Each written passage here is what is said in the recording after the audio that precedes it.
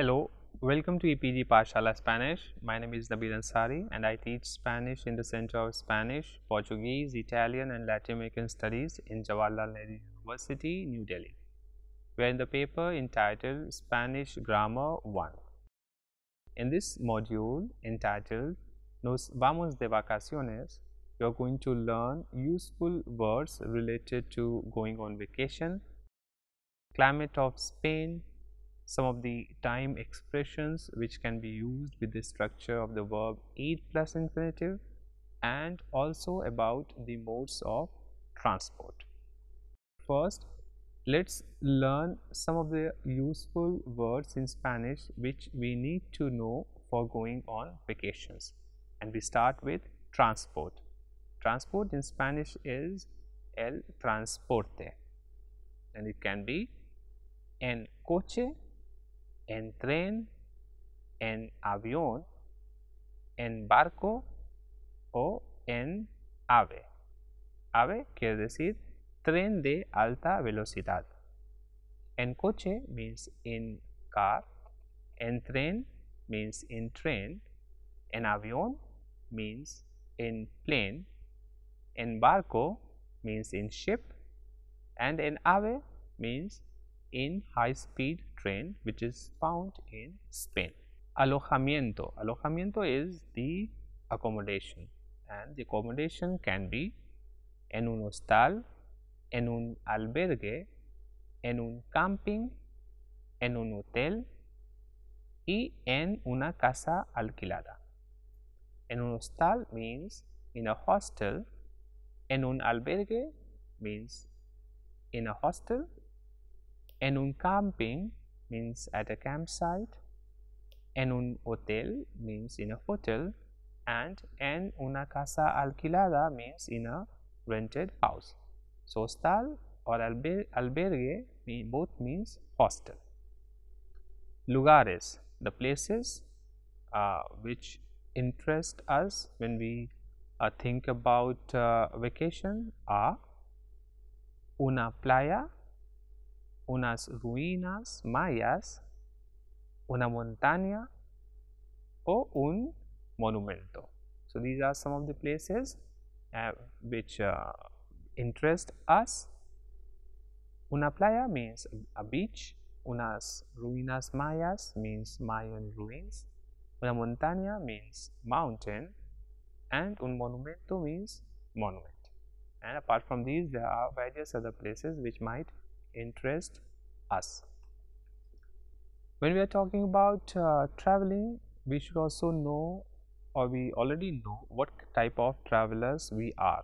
So type of traveler in Spanish is tipo de viajero, and some of them are aventurero means adventurous, cultural means cultural, deportista means sporty, and turista means tourist. So these are type of travelers, or some of the types of travelers which generally we are. And what are the kind of activities that we might do when we go to other places? So some of the activities in Spanish is actividades are visitar monumentos, probar comida tradicional, ir a un concierto y tomar el sol. So visitar monumentos means to visit monuments, probar comida tradicional means to try traditional food, ir a un concierto means to go to a concert, and tomar el sol means to sunbathe. So these were some of the vocab which are related with the vacations. Now let's see in detail some of the type of travelers which we might be, and we start with aventurero. Aventurero means the adventurous ones. Aventurero meaning the adventurous. Quien pertenece a este tipo de viajero gusta de tomar tours a lugares exóticos, irse con solo un boleto de ida asegurado, explorar sitios inhóspitos. En pocas palabras, sentir la adrenalina correr. Ecológico, which means ecological or environment friendly. Pues el viajero ecológico es feliz en la naturaleza y cuida el entorno como a sí mismo.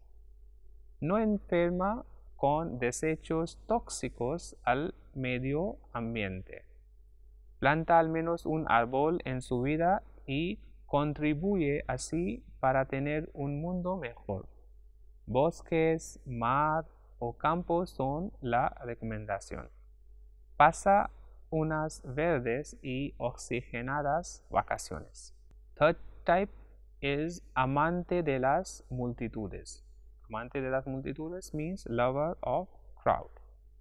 Pues no sabes estar solo o con pocas personas a tu alrededor. Te encanta la fiesta y los grupos de gente. Eres bastante sociable y no es raro que invites a más de uno a pasar las vacaciones contigo.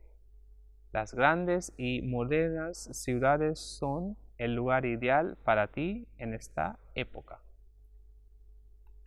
Espiritual. Espiritual means spiritual. Entonces, quizás sin darte cuenta deseas encontrar paz interna, conocerte más. Los retiros espirituales, visitar lugares religiosos famosos, meditar y planear cambios positivos en tu vida va a dar a tus vacaciones el sabor que buscas. Thus, the spiritual ones are those who visit famous religious places. Now, these were the explanations of some of the types of travelers which we might be. Now, as you know by now what type of traveler you are, let's choose Spain for our destination. In Spain, there are various types of climate. Let's look at the picture and read the explanations of each climate. And we start with el clima oceánico. El clima oceánico está en el norte del país, en Galicia, y entre las montañas del Cantábrico. El clima oceánico tiene temperaturas suaves todo el año de unos 10 grados Celsius a 20 grados Celsius. Este clima tiene mucha lluvia y vientos húmedos. El clima continental. El clima continental está en el centro del país. Tiene temperaturas extremas entre 25 grados y 13 grados. Sus inviernos son largos y fríos y los veranos frescos en la parte norte y cálidos en la parte sur. El clima continental apenas tiene lluvia. El clima mediterráneo. El clima mediterráneo está en toda la costa del Mediterráneo, Baleares y Ceuta y Melilla. Es un clima con altas temperaturas en verano y suaves temperaturas en invierno. Casi no tiene lluvias. Las lluvias son pocas y muy irregulares. El clima de montaña. El clima de montaña está en los Pirineos, en las montañas del Cantábrico y en las montañas centrales. Tiene temperaturas muy bajas. Sus inviernos son largos y los veranos cortos y calurosos. El clima de montaña tiene mucha lluvia. Y el clima subtropical. El clima subtropical está en las Islas Canarias. Tiene temperaturas suaves todo el año entre 25 y 18 grados. Los vientos del clima subtropical son cálidos porque vienen del Sahara africano. The types of climate that can be found in Spain depending on the places. Now we are going to talk about the verb ir plus infinitive. The verb ir plus infinitive is a construction which is used to express actions in future about which we are sure. Now this type of construction is used for talking about near future action. As you must remember the conjugation of the verb ir, which is an irregular verb. The conjugation of the verb ir is yo voy, tú vas, él, ella, usted va, nosotros vamos, vosotros vais, ellos, ellas, ustedes van. Now, the verb ir plus infinitive, as ir plus a plus infinitive, as I said, is used for talking about near future or future action which you're sure that will take place. Let's see some of the examples in order to understand it better. Voy a dejar de fumar, meaning I am going to quit smoking. Vamos al cine juntos, which means let's go to the cinema together. So these are few examples with the verb ir plus a plus the second verb in infinitive form.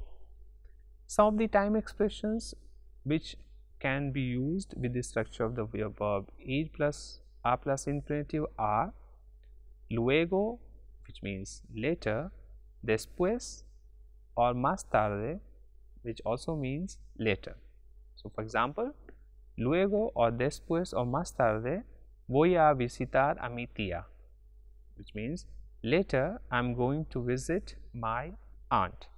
Thus luego, después and más tarde are the time expression, and all of these means later. Esta tarde, which means this afternoon. Thus esta tarde vamos a ir al concierto, which means this afternoon we are going to the concert. Esta noche means tonight or this evening. For example, esta noche voy a cenar en un restaurante famoso, which means this evening I am going to dine in a famous restaurant. Este fin de semana means this weekend. For example, ¿vas a hacer algo este fin de semana? Which means, are you doing something or are you going to do something this weekend? Este verano means this summer.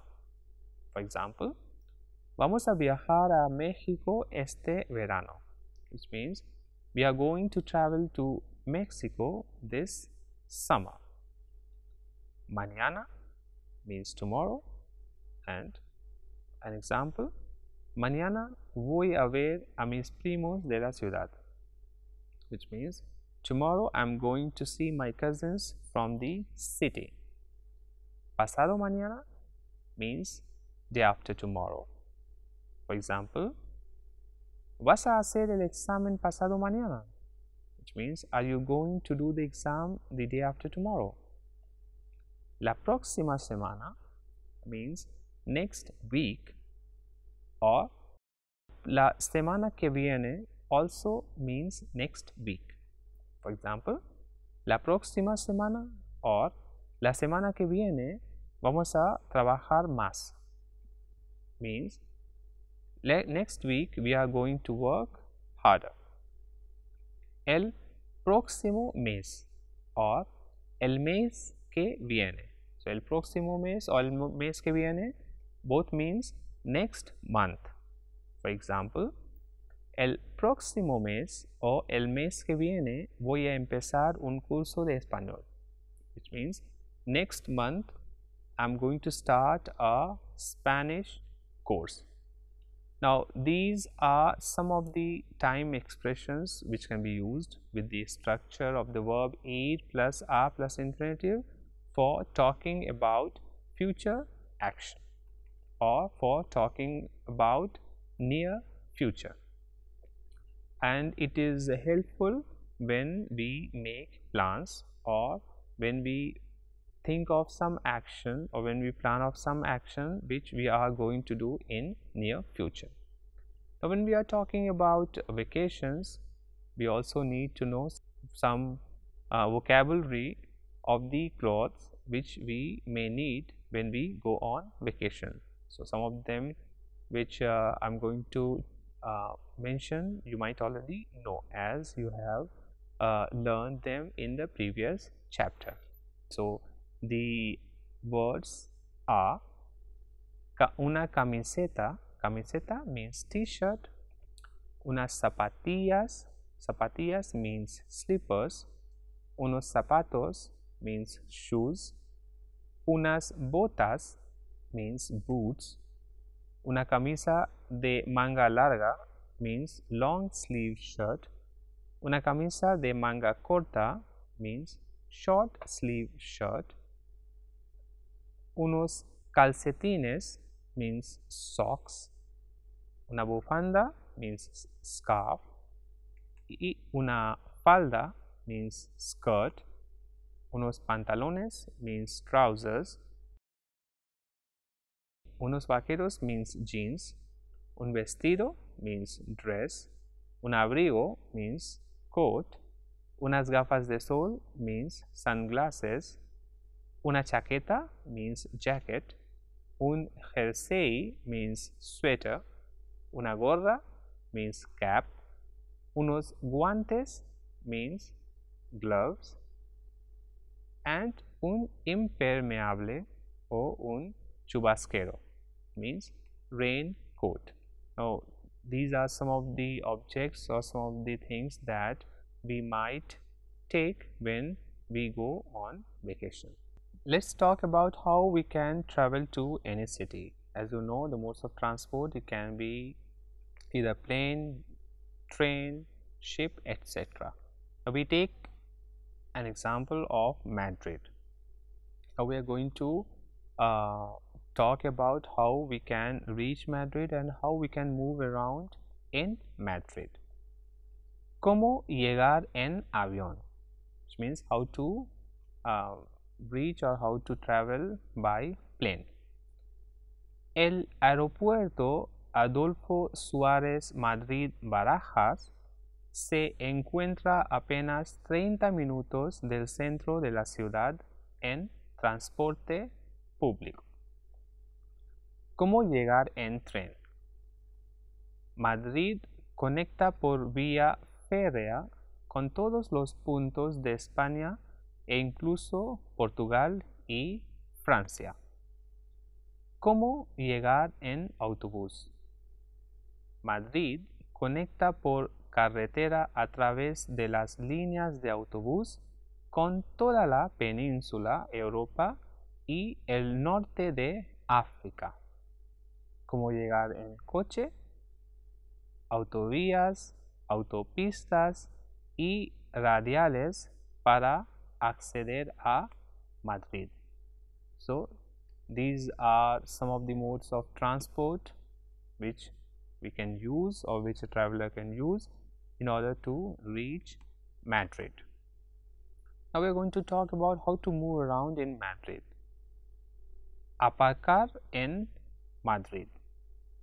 El servicio de estacionamiento regulado establece tarifas del aparcamiento de vehículos en el centro de Madrid. So, aparcar en Madrid meaning parking in Madrid.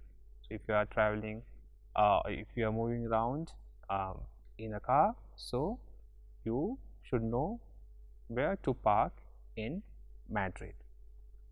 Alquiler de bicicletas en Madrid. Alquiler de bicicletas means renting or hiring of bicycles. Recorre la ciudad de forma sana y sostenible. No hace falta que traigas tu propia bici. Thus, In Madrid, you can simply rent a bicycle and you can use it in order to see Madrid. Moverse por Madrid en metro. Thus, moving around in metro. La red de metro de Madrid es la mejor y más rápida manera de llegar a cualquier punto de la ciudad. So, now to move around in Madrid, you can just take metro and you can reach any point of the city in metro. Moverse por Madrid en autobús. Madrid cuenta con una red de autobuses urbanos que funcionan casi las 24 horas del día. Thus, now to move around Madrid in bus, you can take bus, as the bus service in Madrid is almost for 24 hours. Moverse por Madrid en tren. El servicio de cercanías conecta Madrid con municipios de la provincia como los Monumentales, El Escorial y Aranjuez. Moverse por Madrid en taxi. La flota de taxis madrileños cuenta con más de 15,000 vehículos. So, you can also move around in train as well as in taxi. So these are some of the modes of transport that we can use when we are moving around in Madrid. Now let's see some of the hotels of Madrid recommended by internet users. So now we are going to talk about hotels of Madrid.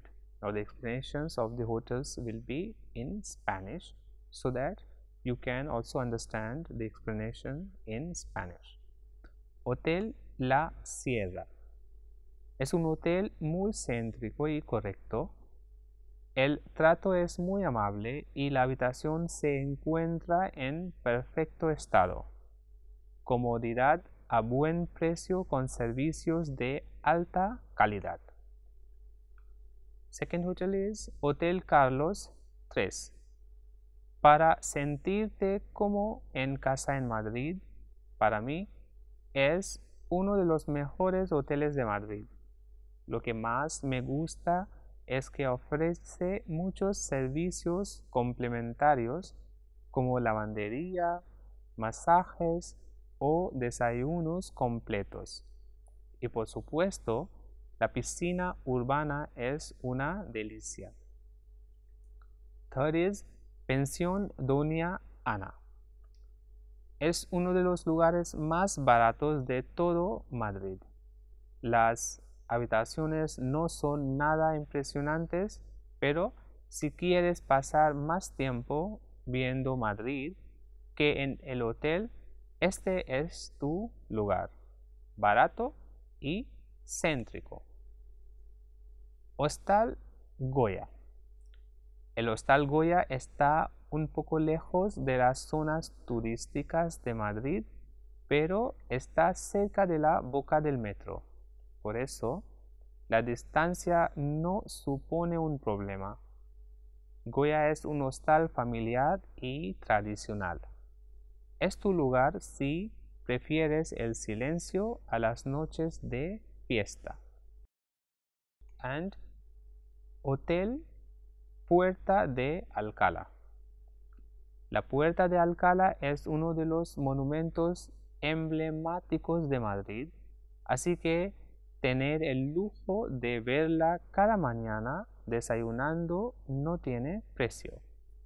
El hotel tiene parking y parada de taxis y también tiene un personal muy amable.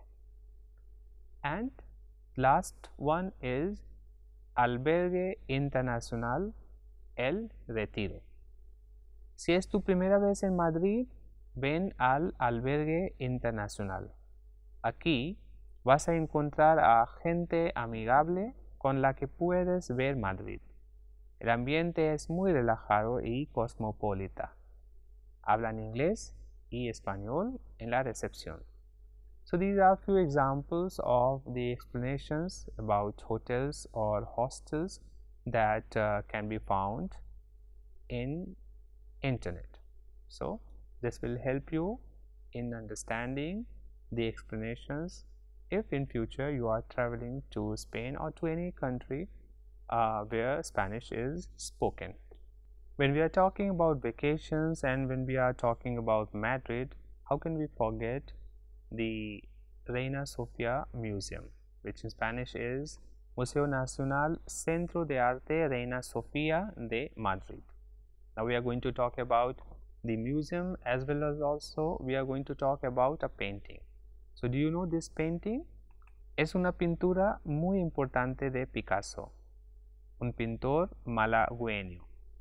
Es una pintura simbólica sobre la guerra civil, concretamente sobre un ataque a un pueblo vasco llamado Guernica. El título de esta pintura es, por tanto, el Guernica.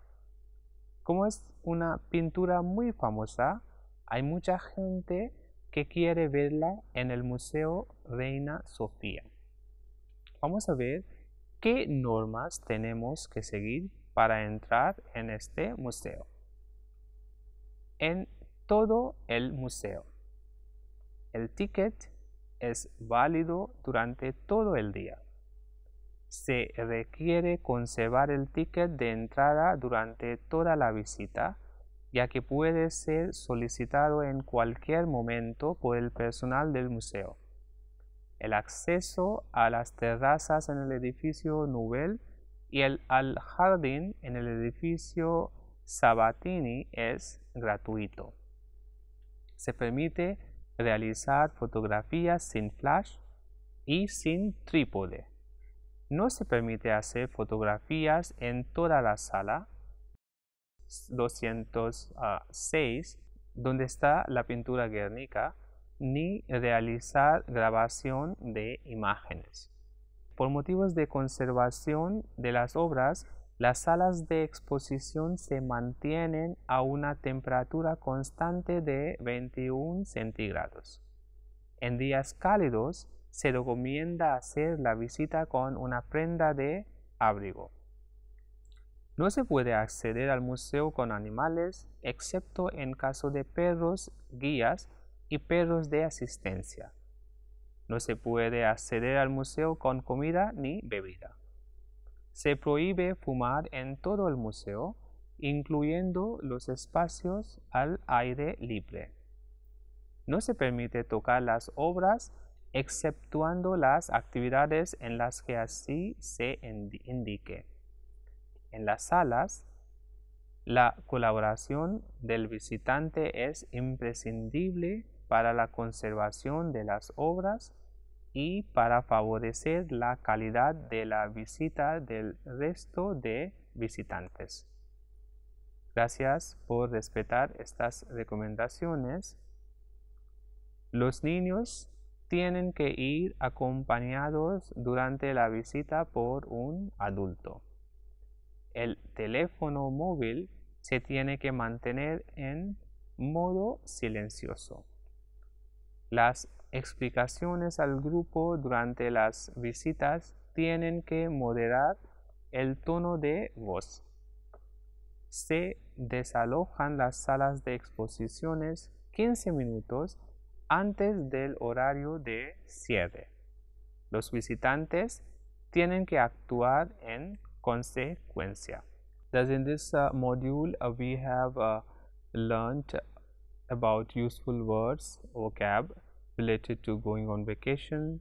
We also learned about the kind of the types of climate of Spain, some of the time expressions which can be used with the structure of the verb eat plus are plus infinitive form, and also about the modes of transport that can be found or that we can take when we travel to any city. And apart from these, we also learned about the Reina Sofía Museum of Madrid and also about the picture or the painting called Guernica, painted by Pablo Picasso. Now, it is also recommended that you refer to the e-text if you want to do exercises, and also if you want to know more about the topics covered in this section, and e-text will also have which will take you to other websites just in case if you want to learn more about the topics. Thank you.